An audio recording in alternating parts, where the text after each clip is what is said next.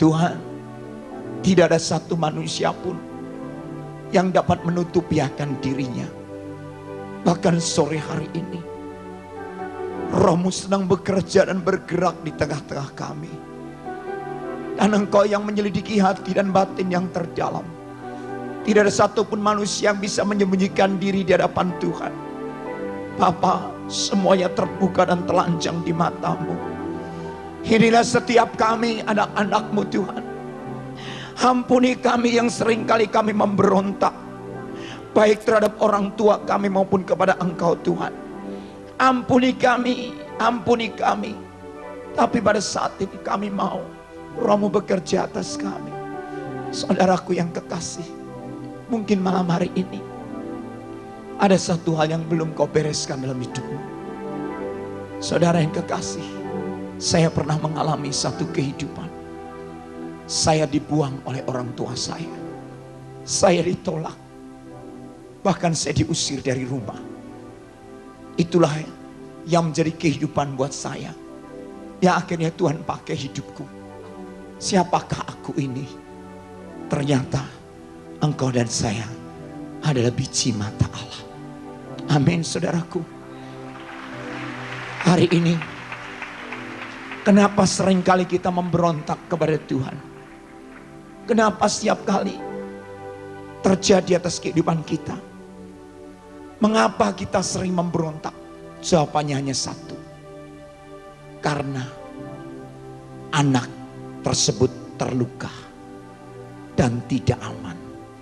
Kenapa demikian saudaraku? Karena orang tua kadang tidak tepat janji. Orang tua sering mengumbar janjinya. Kalau nanti begini kamu akan aku berikan begini.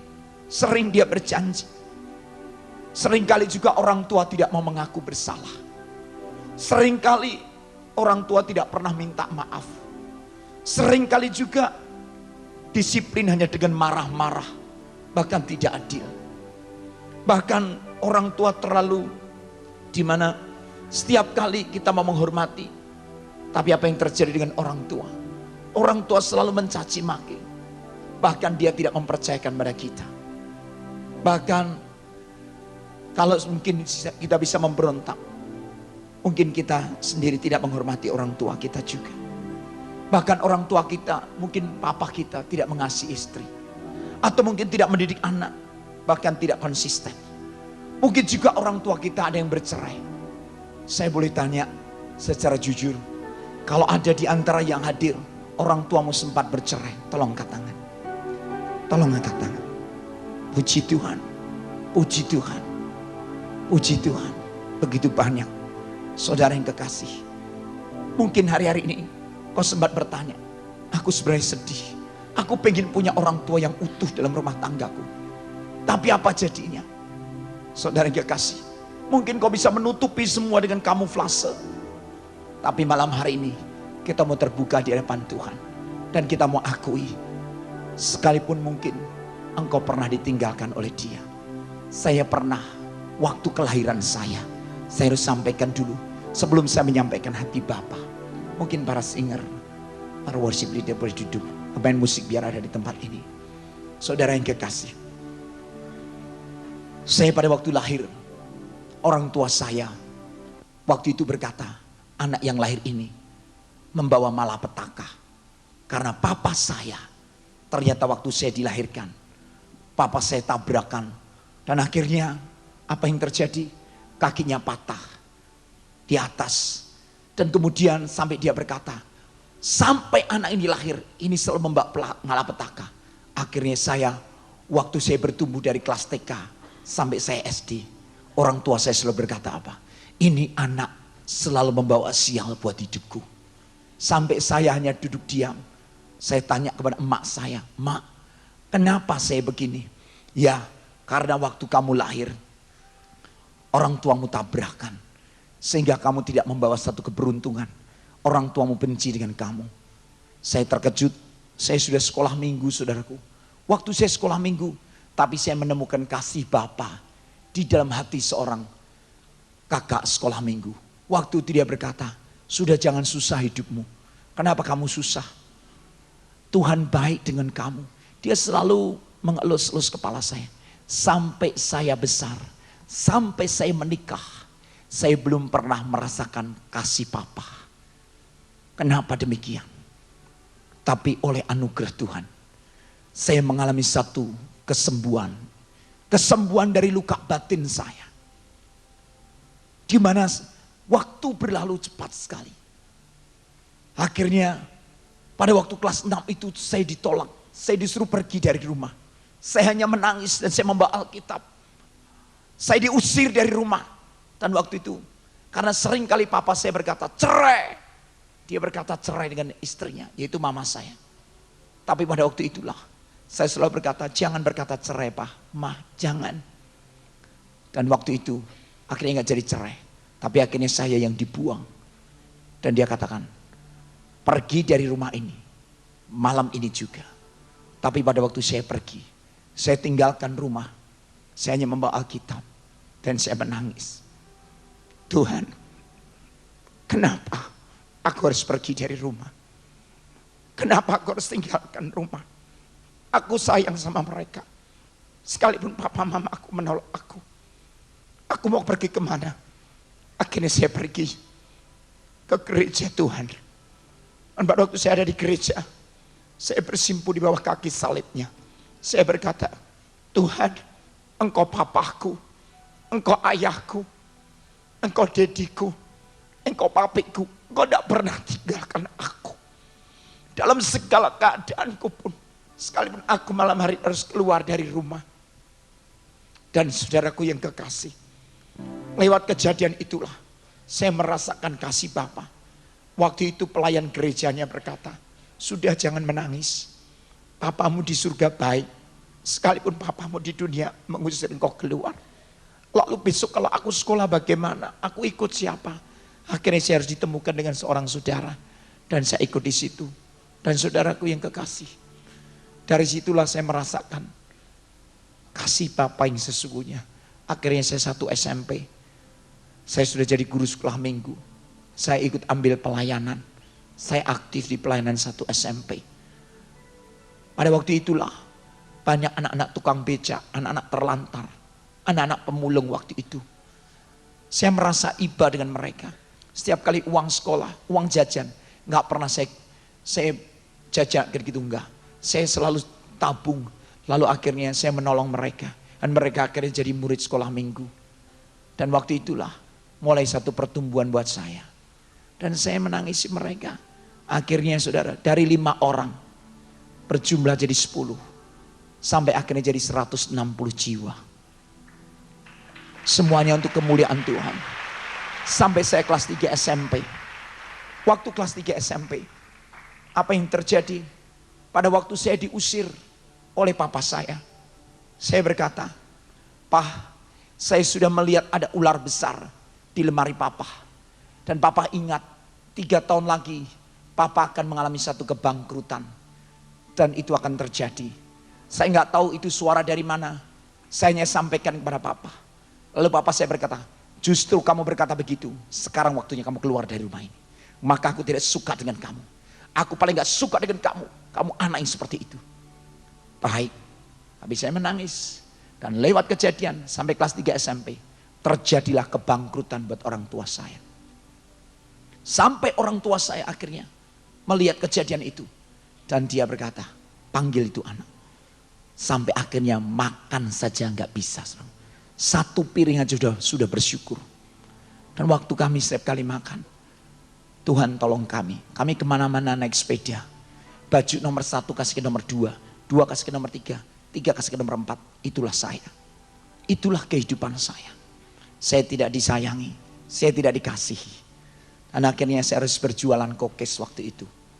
Saya menangis, Tuhan. Kok jualan seperti ini? Tapi membuat saya tertempa. Bagaimana saya ditempa iman saya. Akhirnya saya sadar. Orang tua saya membuat saya begitu.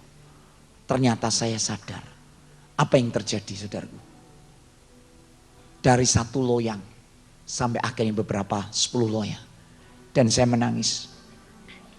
Inikah yang saya lihat? Setiap hari dari saya kelas 1 SD.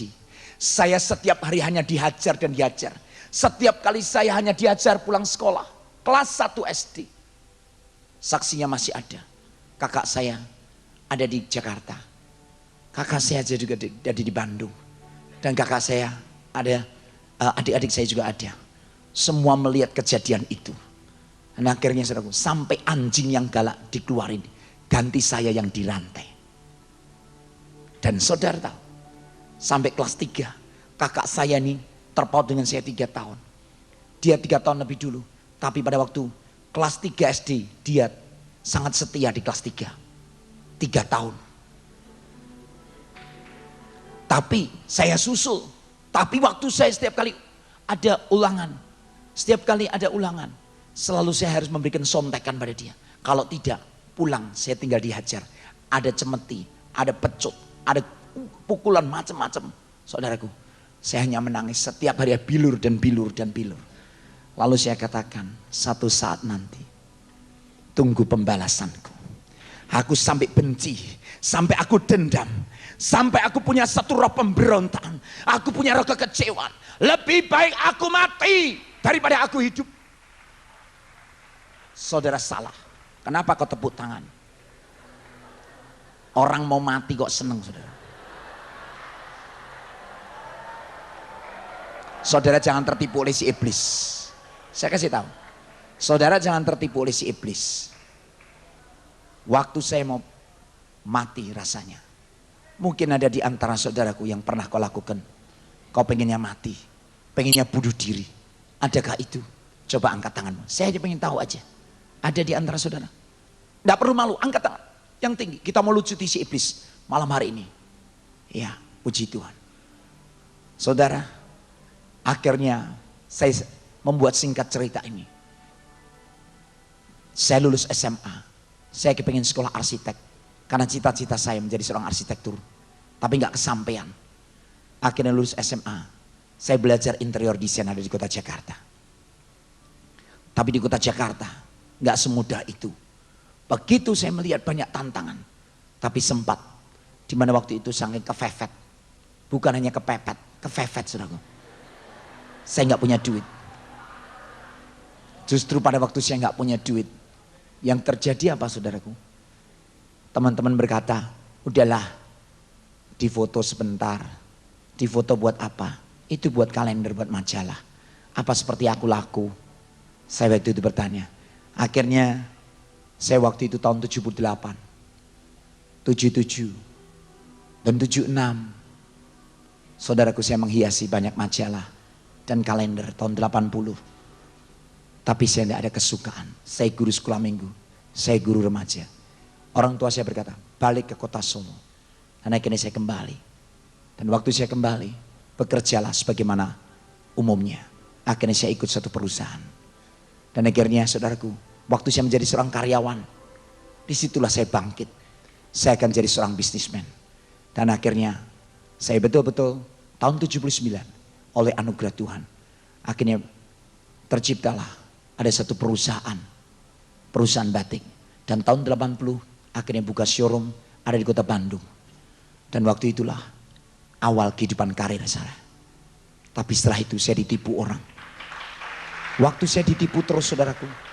Yang terjadi sampai tahun 87.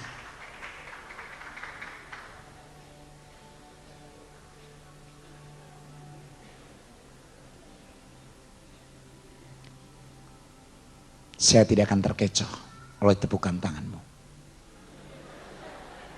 Saudara, saya kasih tahu. Waktu tahun 87, saya mengalami perjumpaan pribadi dengan dia.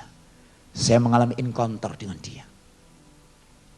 Akhirnya, di tengah malam itulah, saya ada pertemuan dengan dia.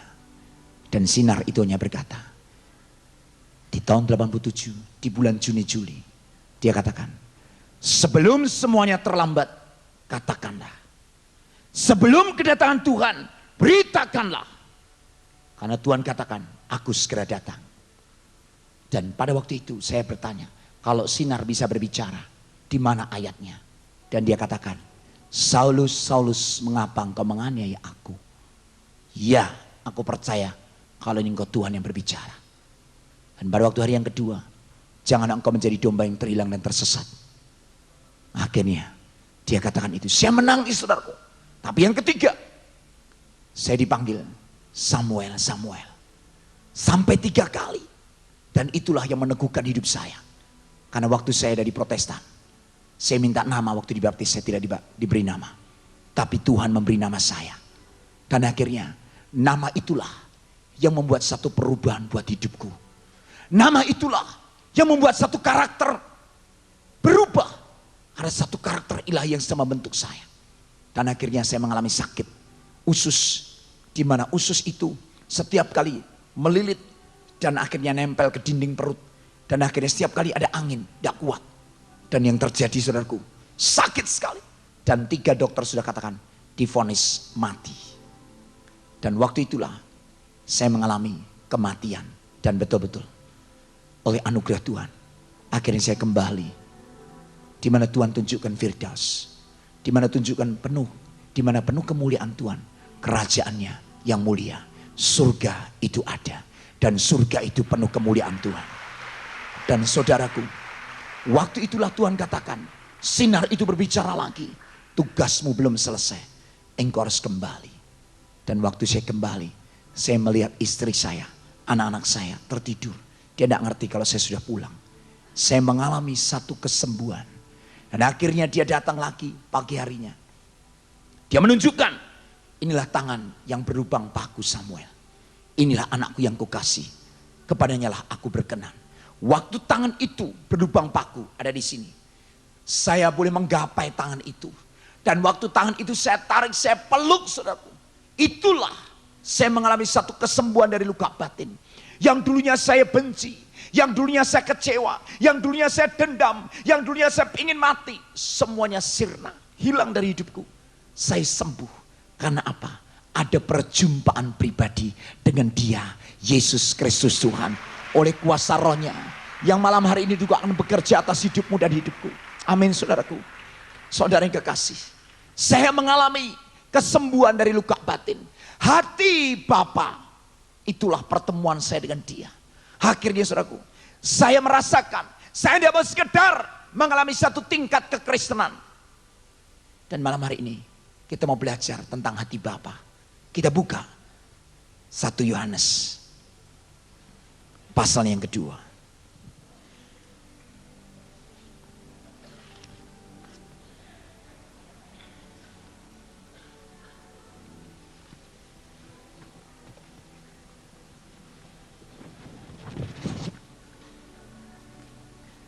Satu Yohanes pasal yang kedua.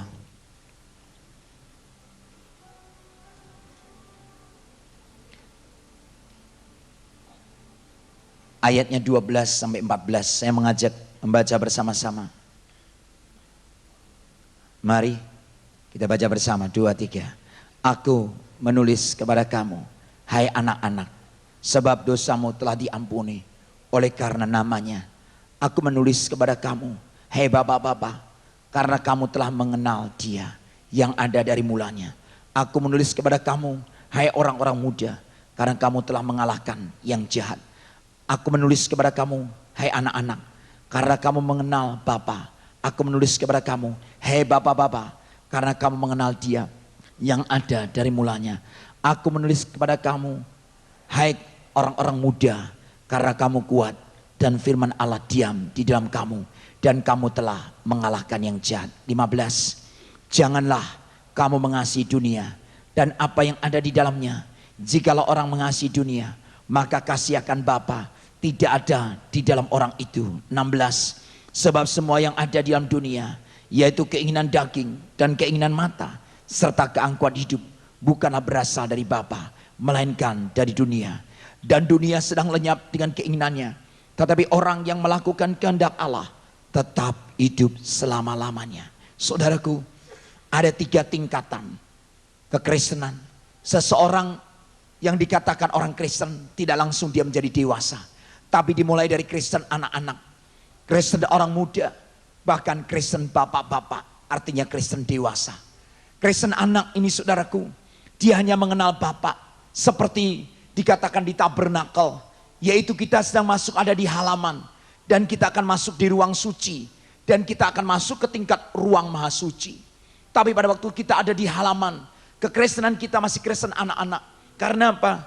Suatu hari saya contoh, kalau seorang bapak ini datang, waktu itu bapak ini datang, dan bapak datang dari kerja, lalu berkata, apa yang dikatakannya? Dia membawa kado. Pada waktu dia membawa kado, dia waktu itu katakan, nak, papa datang. Ini papa datang. Si anak ini namanya Billy. Billy, papa datang, Bel.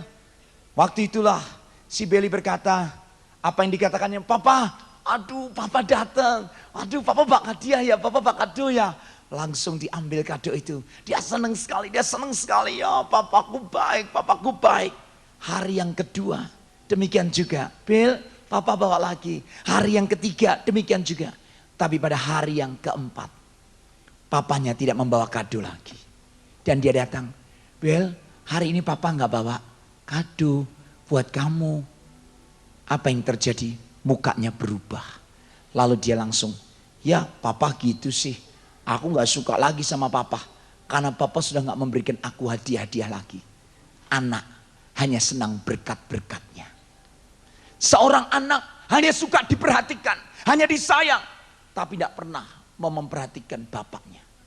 Dia hanya minta fokus hanya untuk dirinya. Apalagi kalau Billy sudah punya adik. Nanti papanya terus konsentrasi pada adiknya. Billy akan menjadi orang yang selalu iri hati. Billy akan menjadi orang yang selalu jealous. Gak senang dengan kelahiran adiknya. Saudaraku, itu anak. Kekristenan anak hanya sampai pada bonus-bonus dan berkatnya.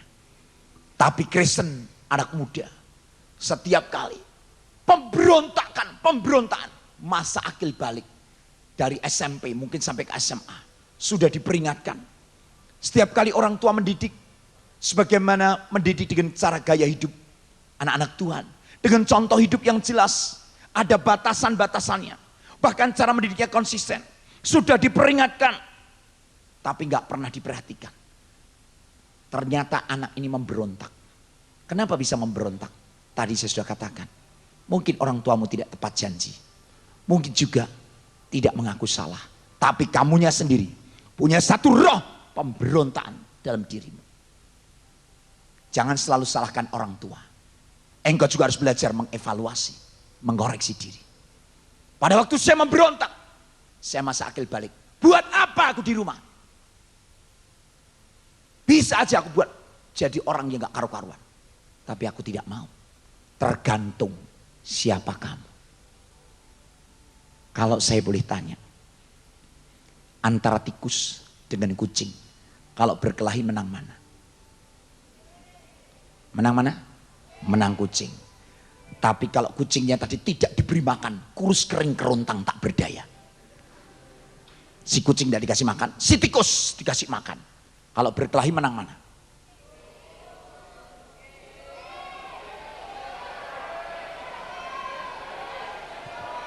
Pasti akan menang tikus. Stop.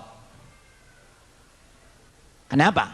Karena banyak yang diberi makan siapa? Tikus. Manusia daging, manusia roh. Kalau manusia rohmu tidak pernah kau beri makan, bahkan sejak sekarang, mungkin kau sejak kecil ada yang gak pernah diberi makanan rohani. Tapi kalau sekarang kau beri makanan rohani, pada waktu manusia daging ini muncul, maka akan ada satu penekanan dari manusia roh. Gak langsung hilang, gak langsung hancur, hanya penyalipan. Tapi kalau manusia rohmu tidak bertumbuh, tidak berkembang, dan bahkan kecil, apinya kecil, maka manusia daging akan menguasai manusia rohmu. Tergantung mana kamu beri makan.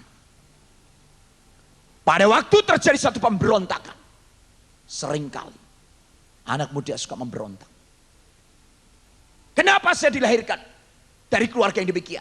Kenapa saya dilahirkan dari orang tua yang kaya? Kalau ditanya Yefta, kenapa saya dilahirkan dari perempuan sundal? Kenapa saya tidak dilahirkan orang-orang yang normal? Tidak seperti mama. Bisa enggak Yefta berontak? Bisa. Dia punya kekurangan. Dia anak seorang perempuan sundal. Tapi kelebihannya, Tuhan bisa pakai dia.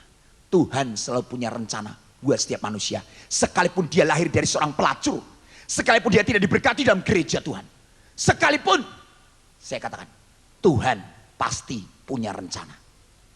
Amin. Siapapun engkau yang hadir di tempat ini, yang ikut retreat, kamu anak siapapun juga. Mungkin bapakmu seorang penipu, kamu juga tidak tahu. Penipu ulung lagi. Kamu pikir semuanya beres. Bohong. Saya kasih tahu saudara, banyak orang tua pun tidak beres. Makanya hari ini kita perlu ada pemberesan terlebih dahulu. Engkau tidak perlu menuntut. Kita harus bisa menerima kelebihan dan kekurangan orang lain di dalam keluarga kita. Amin. Saudara pun juga punya kelebihan dan punya kekurangan. Tapi bisa tidak kita menerima? Kita bisa tidak diterima di tengah-tengah masyarakat, di tengah-tengah kehidupan pelayanan, di tengah-tengah keluarga. Mungkin kita ditolak.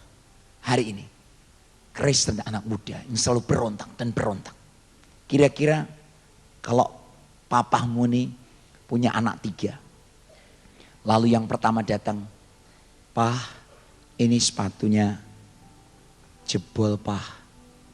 Papa ada uang, tolong beliin, Pah." Lalu yang nomor 2, model gayanya berbeda. "Pah, punya duit gak, Pah? Buat apa? Buat beli sepatu." Tapi yang nomor 3, "Pak, lihat nih mata, lihat nih jebol semua, ngerti gak?"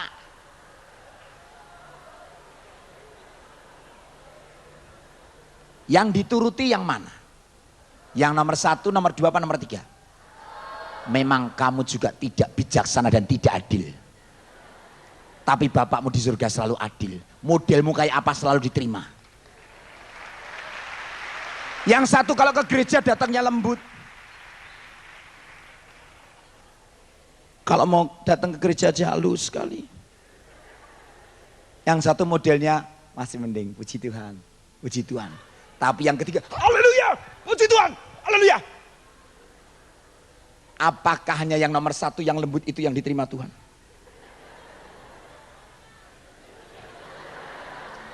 Apakah hanya itu? Halo?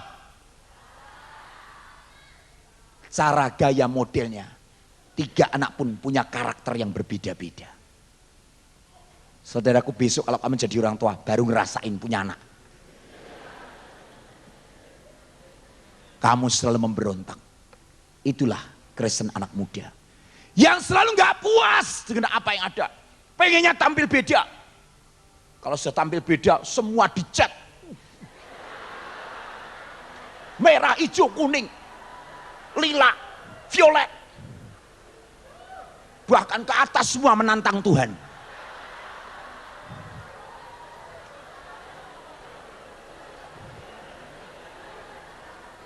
Saudaraku, nggak sadar kalau kamu orang nggak mau lulus SMA, semua dicat, bikin ulah. Coba kalau kamu mulai nanti umur 20 ke atas, buat apa seperti itu? Tidak ada artinya. Apa artinya hidupku ini? Kalau bukan karena Engkau, Tuhanku yang hidup. Tuhanku adalah kekasih jiwaku, permata hatiku.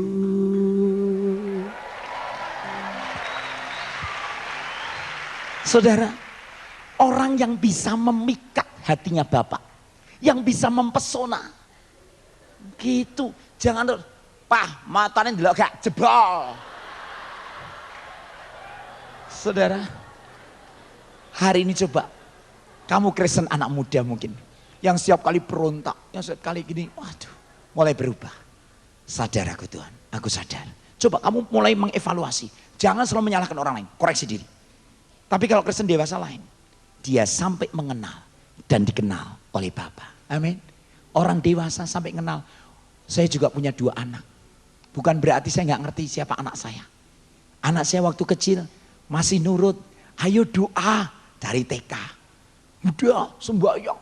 Tuhan Yesus berkati guru-guru kami. Wah doa gitu saudaraku ya. Dari TK. Kadang-kadang saya intip dia nggak doa. Kok capek ya suruh doa terus ya gitu. Gawat tak pikir. Ternyata dia bisa nipu juga ya. Nggak usah diajarin nipu, dia pintar nipu juga. Dan saudara, akhirnya saudara tahu, waktu itu mulai bertumbuh. Hari demi hari yang saya lihat, wah ini anak, saya pikir bisa apa menipu, apa bisa gini. Ternyata nggak usah diajarin aja udah pinter nipu. Misalnya lempar-lemparan, ayo lempar-lemparan pakai bola. Tahu-tahu dia bilang, aduh bolanya hilang. Diambil kura-kura ninja. Kemana ya?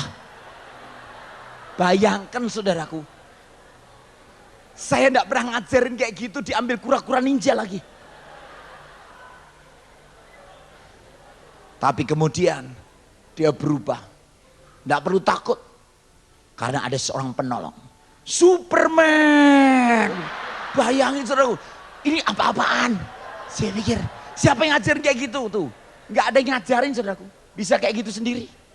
Karena saya lihat pertumbuhan anak.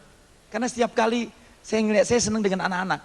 Terus mulai, saya singkat aja SMA. Tahu-tahu SMA, naik sepeda motor ke sekolah. Ya maklum, anak pendeta. Maklum, slidernya masih bagus ya. Itu knalpotnya masih bagus. Suaranya dren. Halus bener tuh, anak pendeta.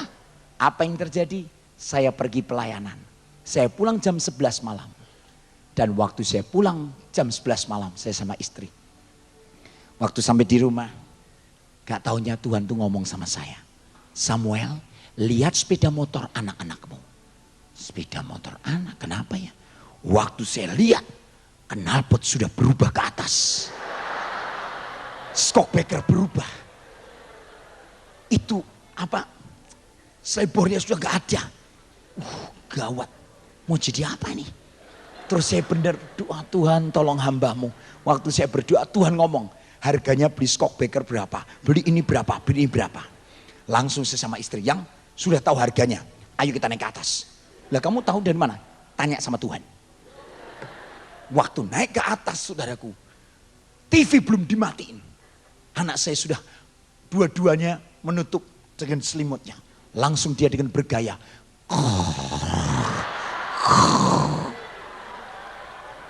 Sepertinya yang tertawa pernah melakukan. Apa yang terjadi? Saya mulai kitik-kitik kakinya. Bangunlah, engkau yang dikasih Tuhan Yesus. Langsung dia, ngapa toh? Gitu. Nggak usah ngapa-ngapa.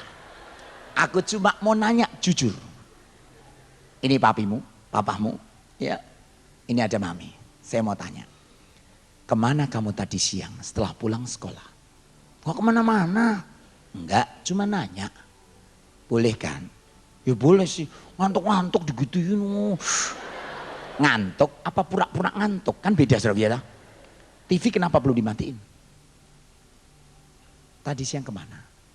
Ada knalpot berubah. Ajaib loh, knalpotnya berubah. Saudara, langsung kokonya ngomong. Bilang sama adiknya, gawat ya punya papa modelnya kayak gini. Saudaraku. Saudara. Akhirnya pengakuanlah kedua-duanya. Yang penting ada pengakuan. Ini yang Tuhan inginkan. Waktu dia mengaku, apa yang terjadi itu? Dia ngaku semuanya. Ya Pak, sebentar.